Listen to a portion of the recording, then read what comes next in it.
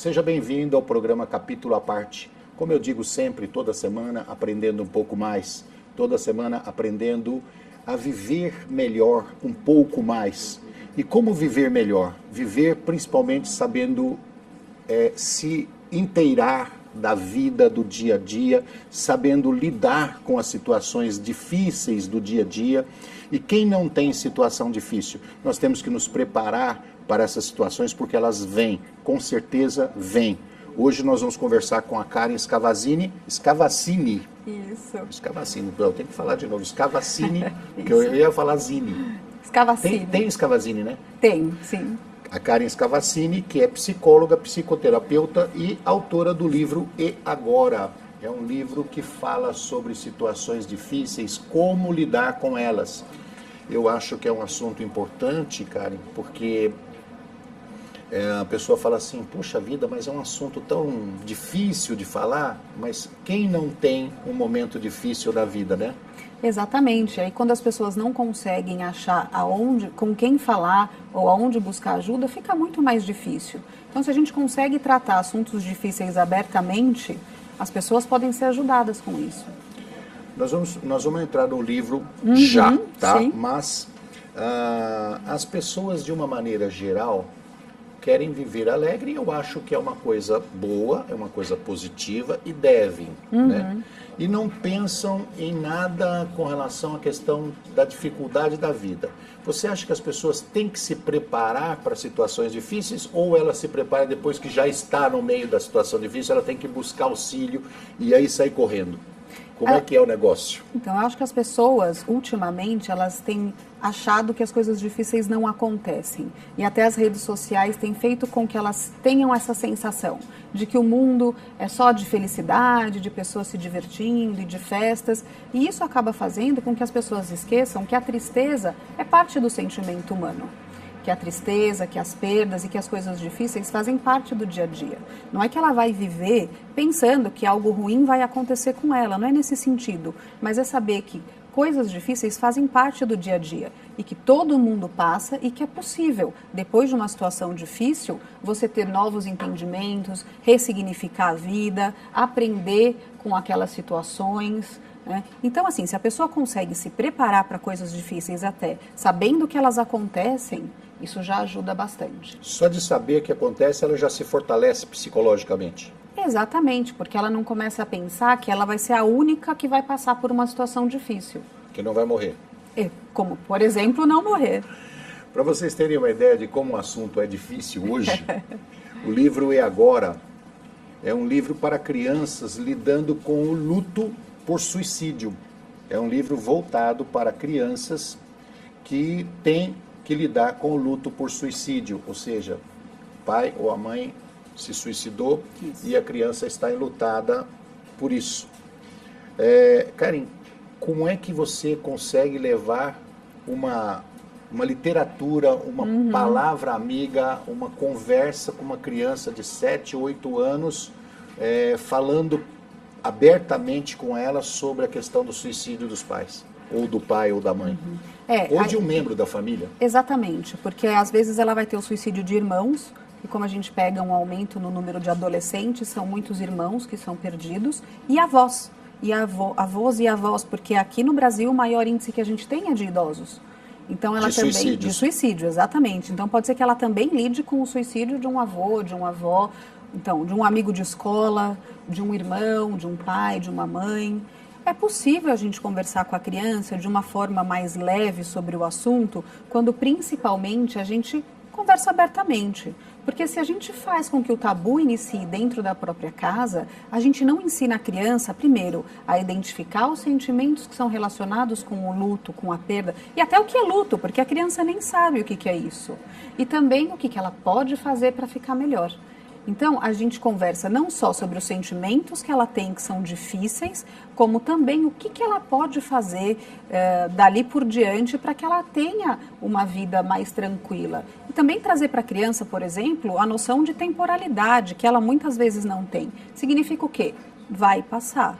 É lógico que a falta que a pessoa que se matou ela vai sentir falta para o resto da vida, mas ela não vai sentir esse mesmo sofrimento que ela está sentindo no momento da perda para sempre. Ô Karen, você sabe que eu sempre fui adepto dessa questão da verdade. Uhum. Eu sempre, assim, contestei, protestei, fui contra aquelas situações dos antigos. O pessoal mais antigo tinha mais costume fazer isso. Hoje em dia não é tanto.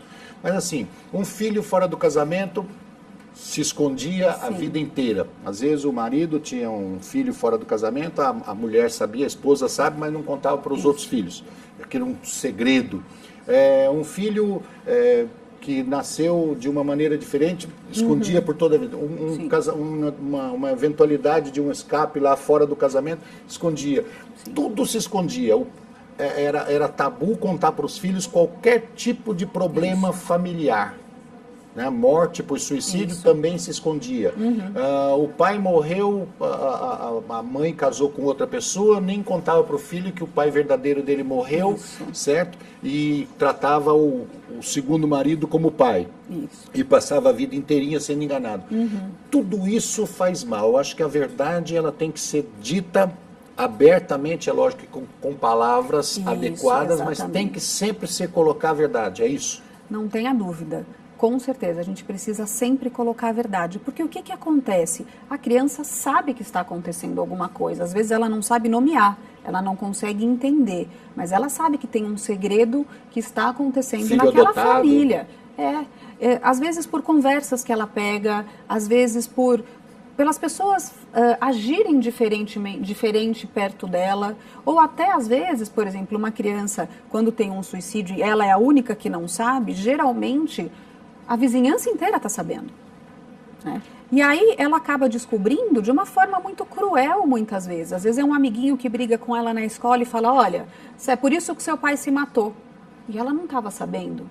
Então, além dela começar a entender que houve um suicídio, ela também vai perder a confiança naqueles que ficaram. A informação vem no momento de raiva ou no momento de brincadeira mesmo, de chacota, exatamente, né? Pode vir.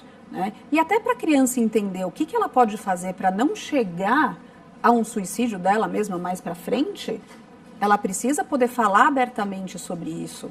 Né? Então, eu acho que assim, tabu só aumenta faz com que a criança possa ter ainda mais problemas no futuro. E olha, atendendo adultos, né? Eu atendo muitos adultos enlutados pelo suicídio. E muitos deles falam em sessão de que eles perderam pessoas na infância, eles sempre souberam que foi por suicídio, mas isso ninguém nunca pôde falar. E quando eles descobriram, foi quase como ter um segundo enlutamento. Porque ele lidou com a morte naquela situação e agora ele tem que lidar com o fato de que a morte foi por suicídio. Então, quanto mais a gente pode falar a verdade para a criança, mas assim, é falar uma verdade com palavras e detalhes adequados para a idade daquela criança. A gente não vai dar muitos detalhes sobre aquela morte. E geralmente, quando a gente fala com criança, a gente dá algumas informações e a gente espera que ela traga as perguntas. Porque a criança ela tem uma resiliência muito maior ao luto, à morte, do que o adulto, né? E ela não tem essa visão de que o suicídio é algo tão terrível como a sociedade traz. Você que está assistindo o programa junto conosco, está dando o prazer para a gente de aprender sobre isso, às vezes fica pensando assim, poxa, por que eu tenho que escutar um programa sobre suicídio, sobre a conversa com a criança, sobre pais que se suicidaram? Para você ter uma ideia de como é importante esse assunto, hoje no Brasil, cerca de 32 pessoas por dia se suicidam. Por dia, 32 pessoas. Veja que o número é violento, o número é muito grande. A Karen estava falando para nós que no mundo é coisa de 40 segundos, a cada 40 segundos uma pessoa se suicida no mundo. Todas elas deixam enlutados. Exatamente. E todas elas deixam pessoas traumatizadas por conta do suicídio, que é uma morte incomum. Eu estava perguntando para você lá antes do programa, por que o suicídio é considerado uma morte assim, mais do que violenta, mais do que uma morte comum? Por que esse tabu? Por que existe esse clima de terror, esse clima de nebulosidade em torno do suicídio? Então, primeiro até pela própria proibição de se falar sobre o assunto. Quando um assunto é proibido, as fantasias ficam muito maiores do que geralmente acontece. As pessoas muitas vezes não entendem o que é suicídio. E a religião trouxe muito uma visão de que suicídio é um pecado, de que é falta de Deus no coração. E a gente sabe hoje que suicídio tem relação com sofrimento, com desespero, com angústia, com depressão. Então a gente precisa olhar para o suicídio como não alguém fraco ou alguém covarde, como muitas vezes as pessoas falam, até corajoso, mas alguém que estava num sofrimento intenso, que não conseguiu achar uma saída para aquela dor de outra maneira. Quando a gente consegue olhar desse jeito, a gente consegue entender mais as pessoas e até oferecer apoio. Porque se eu acho que ele está sendo egoísta, se eu acho que ele é louco, que ele perdeu a razão, eu não consigo ter uma empatia, eu não consigo chegar e oferecer ajuda, eu não consigo nem falar sobre o assunto. E a gente sabe que quanto mais a gente fala, mais a gente pode ajudar. Quer dizer, esse ano, durante o Setembro Amarelo é um mês onde a gente fala de prevenção do suicídio.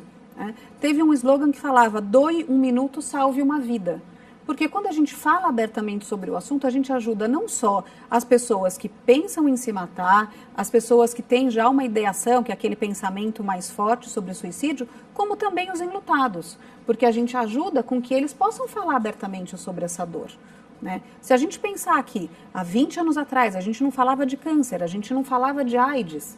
Né? Hoje a gente precisa fazer a mesma coisa com o suicídio. Quer dizer, começar a falar abertamente para que as pessoas possam saber o que fazer, terem ajuda quando precisam, para que a gente diminua esses números.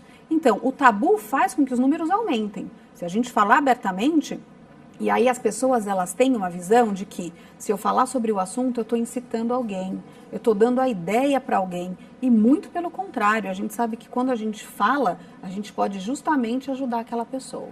Quer dizer que toda vez que um assunto é colocado como tabu, ou seja, eu não posso falar sobre suicídio, eu não posso falar sobre homossexualidade, eu não posso falar sobre isso, sobre aquilo, quer dizer, você não esclarece. Exatamente. Deixa o mundo na ignorância. Isso.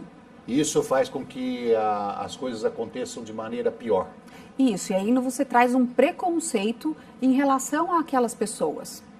Nós estamos conversando com a Karen Scavassini, que escreveu o livro E Agora, o livro para crianças lidando com o luto por suicídio.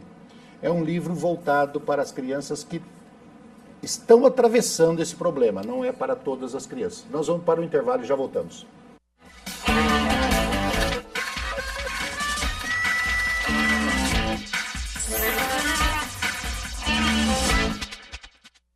Olá, estamos de volta com o programa Capítulo à Parte, hoje conversando com a Karen Scavassini, que é autora do livro E Agora. É um livro para crianças lidando com o luto por suicídio. O programa Capítulo à Parte não só fala sobre livros, também como quebra tabus. Exatamente. Certo? Nós vamos quebrar tabu aqui hoje. Todos os assuntos, seja ele qual for, tem que ser conversado em todas as faixas de idade. Não tem, esse assunto aqui é só para adultos, né? Esse assunto aqui não pode ser levado para crianças. Pode ser levado para crianças de uma maneira correta. Exatamente. Com palavras certas. Isso. Né? Até, o pessoal fala assim, mas na televisão tem proibido para 12, proibido para 14 e tal, porque a televisão tem uma linguagem aberta, né? Então que está proibida para 12, para 14 anos. Mas aquele assunto que está sendo retratado lá no programa, proibido para 14 ou proibido para 18, ele pode ser levado para criança com outra forma de falar. Exatamente. Até porque, por exemplo, se a gente pegar os últimos acontecimentos e a gente pegar a série que teve dos 13 Porquês e a Baleia Azul, muitas crianças começaram a ouvir sobre suicídio e sobre automutilação e não tiveram com quem conversar. Então não adianta o adulto achar que no universo da criança e do adolescente aquele assunto não faz parte, porque ele faz, mas ele precisa achar um local onde ele possa conversar. Alguém que ele possa tirar a dúvida, que senão ele vai tirar a dúvida na internet. E aí ele vai achar umas coisas muito piores do que se ele conversar com pai e mãe. É claro que assim, a gente não vai trazer a questão do suicídio tão abertamente para uma criança que não passou por isso. A gente vai fazer o que com essa criança? Promover saúde mental. Então, ajudá-la a identificar quando ela está triste, ensiná-la a pedir ajuda quando ela precisa. Por exemplo, ensinar para um menino que tudo bem ele chorar, que não é uma questão dele não... meninos não podem chorar. Então, tudo isso a gente está promovendo saúde mental e estamos também prevenindo o suicídio. Agora, se a criança foi exposta a um suicídio, se ela passou por um suicídio na família, na escola, ouviu a série, viu as reportagens sobre a baleia azul, é hora de conversar sobre o assunto com essa criança. Que a Karen está dizendo para a gente aqui o seguinte, que quando existe um caso de suicídio, principalmente do pai e da mãe, as crianças têm um risco até 5 vezes maior do que o natural de cometerem suicídio também. Exatamente. Certo? Até 5 vezes mais existe esse risco. Então, quando você conversa abertamente com a criança sobre a questão do suicídio e fala para ela abertamente o que aconteceu, por que aconteceu e aí vai por diante, você evita esse número alarmante aqui de 5 vezes maior? Sim, você Ou pode... seja, você está evitando o suicídio no futuro? Muito provavelmente, porque quando você ensina a criança que ela pode falar abertamente, que ela pode pedir ajuda, ela não precisa fazer a mesma coisa no futuro. E ela entende que naquela família pode-se falar sobre coisas difíceis. Né? O próprio luto, as pessoas acham que luto é uma coisa que às vezes tem que ser medicada, a gente não pode falar de morte. Muito pelo contrário, né? O luto é um processo natural a qualquer perda. Né? Ele foi feito para que a pessoa possa dar um significado para aquela perda. E a criança precisa ser ensinada o que é luto. Às vezes uma criança passa por um suicídio antes de ter passado, por exemplo, pela perda de um avô, de uma avó ou de um bichinho de estimação, que muitas vezes são as primeiras perdas na vida de uma criança. Então a gente precisa ensinar para ela, olha, isso que você está sentindo é luto. Né? Isso tem um nome e isso passa. Né? Você talvez esteja se sentindo triste, você pode estar com saudade, e a pessoa que faleceu, ela vai estar sempre conectada com você pelo amor que unia a vocês. Eu acho que quando se fala a verdade com a criança também, ela fica mais ligada a você, ela acredita mais em você, ela fala assim, não, aquela pessoa fala a verdade comigo, ela te respeita mais. Com certeza. E assim, pessoas com luto complicado, que é um luto que ele já está num estágio muito mais intenso e mais difícil, elas têm até 10 vezes mais risco de cometerem suicídio. Ô Karen, você sabe que eu uso uma historinha para falar em questão de empresarial, tá? Os chefes lidando com os subordinados, mas eu acho que vale para a vida. Diz que o rei sonhou que perdeu os dentes. Aí ele chamou o sábio e falou, o que significa isso? O sábio olhou lá, o olhinho em cima da água, né, aquela coisa do interior, e falou assim, olha, significa que todos os seus parentes vão morrer antes do senhor. O rei ficou nervoso que os parentes iam morrer, mandou matar o sábio. Chamou o segundo sábio. O que significa o sonho que eu perdi os dentes? Ele falou, olhar, olhinho e tal. Ele falou, significa que o senhor vai viver mais do que todos os seus parentes. Aí o rei ficou contente e mandou agraciar o sábio. Ou seja, ele disse a mesma coisa de forma diferente. Então, quando se tem que falar a verdade com as pessoas, principalmente com as crianças, encontre a palavra correta, encontre a maneira correta, o lugar adequado, né? Às vezes, muitas vezes não em público. Claro. A melhor forma de se conversar não é em público. Não.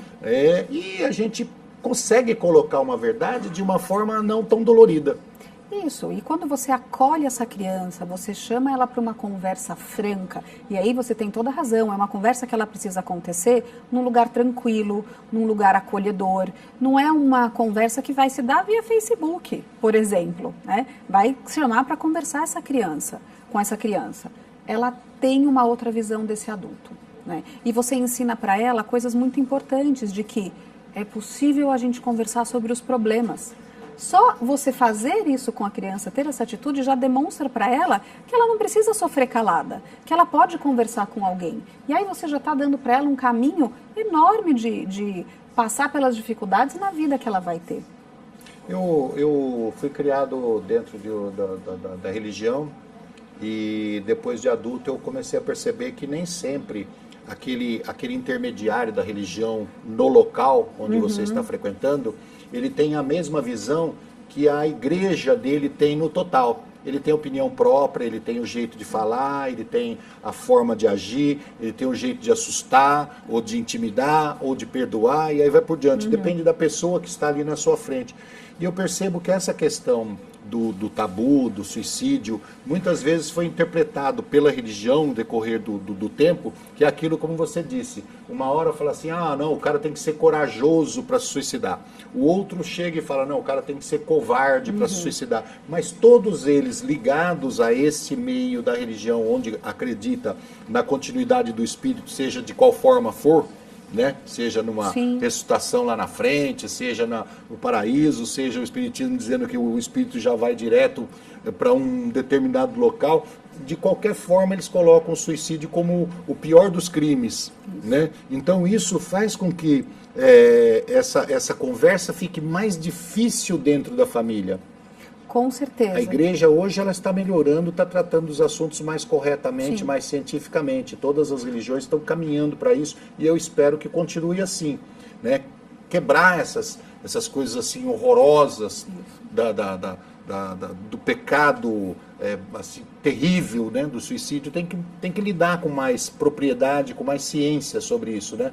Sem dúvida. A gente muitas vezes tem pessoas de religiões que entram em contato conosco para saber como agir, porque eles também não sabem como agir. Quer dizer, você imagina uma criança, um adolescente que vai numa missa, vai numa paróquia, vai num culto, buscando alívio para aquela dor de alguém que ela perdeu, e o que ela escuta é que o suicida, que era o pai dela, foi para o inferno.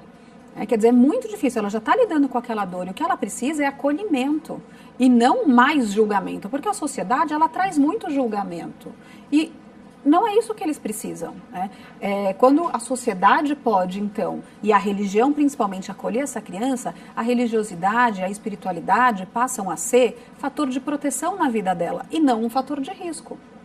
Como a gente trabalha muito fator de risco e fator de proteção em comportamento suicida. Então, a religião pode ser, sim, um fator de ajuda para essa criança, para esse adolescente, não só nesse período de luto, como para as adversidades que ela vai encontrar na vida. Quando se fala em suicídio na família, sempre vai ter uma criança enlutada. Se foram os avós, os pais, irmãos, primos, sempre tem uma criança envolvida nesse assunto. Sim. Sempre tem. E sempre ela vai precisar, seja em maior grau ou menor grau, ela vai precisar de um apoio psicológico. Sim, ela vai precisar de um apoio. Não necessariamente ela vai precisar fazer terapia. Às vezes um aconselhamento, até uma terapia familiar. Sempre conversa franca. Sempre uma conversa franca, porque se a gente não abre esse assunto para ela, ela não vai saber como lidar. Quando eu lancei o livro, eu recebi e-mails de pessoas que reclamaram, falaram, você está tirando a inocência de uma criança. Não, a inocência da criança já foi tirada a partir do momento que ela perdeu alguém para o suicídio. Eu acho que a inocência da criança é tirada a partir do momento que você mente para ela. Também, com certeza. E ela já está lidando com aquela dor, então ela precisa entender como passar por aquela dor da melhor maneira possível. Passar pela dor, tirar a culpa, porque criança também traz muita culpa para si. Ela vê uma situação, ela fala, o papai se matou porque eu não dei um beijinho nele ontem à noite. Quer dizer, a gente precisa desmistificar essas crenças da criança de que não foi por causa dela. Olha, eu digo sempre, a mentira é sempre o pior caminho. É sempre o pior caminho. Eu acho que a verdade tem que ser dita. Como dissemos, tem palavras adequadas, jeito adequado, lugar adequado, hora adequada, mas a verdade é sempre o melhor caminho. Karen, esse livro aqui, você disse que não aconselha para todas as crianças, só para as crianças enlutadas, certo? As crianças que passaram por um trauma de um suicídio na família, ok? Isso. Esse livro ele é voltado para crianças de qual idade? Então, a partir de 6 anos de idade, né, crianças mais novas, elas até podem, se precisar, usarem o livro. Lógico que é um livro para ser lido... Com a leitura de um auxílio de um adulto. Exatamente. Não é um livro que você dá para a criança ler sozinha, você vai acompanhá-la. Até porque o livro traz diversos exercícios para serem feitos com a criança. Não só dela identificar que sentimentos negativos ela tem, quais são os sentimentos bons que ela tem, o que ajuda, o que atrapalha, quais são os planos dela para o futuro. Então, se tem um adulto que pode acompanhá-la nesse caminho, é o ideal. E também ele tem sido muito usado em clínicas de psicologia, pelos próprios psicólogos, com as crianças enlutadas. Pessoas que quiserem contato com você, vai pelo www.vitaaleri.com Eu até confundi com Vita Alegre, não é isso. É vitaalere.com.br. Se você está passando por uma dificuldade dessa, tem alguém na família que passou por um suicídio, quer adquirir o livro, pode também entrar no site www.eagora.net. Você adquire o livro para ler junto com a criança e ter uma instrução um pouco melhor de como lidar com essa situação junto com a criança, é isso? Isso mesmo, exatamente. O que faz o Vita Alegre, só para a gente encerrar o programa? O Vita Alegre é um instituto que trabalha com prevenção e pós-venção do suicídio. A pós-venção é todo o trabalho que é feito com os enlutados. E lá a gente tem cursos, palestras, atendimentos e grupos de apoio para enlutados. Os grupos são gratuitos. Se alguém quiser ter informações, entra no site que tem lá todas as datas dos encontros. Lembrando que toda vez que você cuida de um enlutado, você está evitando problemas futuros. Com graves. certeza. Karen, obrigado por você ter vindo aqui. Obrigado por esse trabalho tão difícil, tão dolorido, que precisa alguém fazer. Sim. Obrigado pela sua vida aí dedicada a isso. Imagina, eu que agradeço a oportunidade. Muito obrigada. Obrigada a todos. Obrigado a você de casa que esteve conosco no programa Capítulo à Parte. Nós te esperamos na próxima semana. Um abraço. Até lá.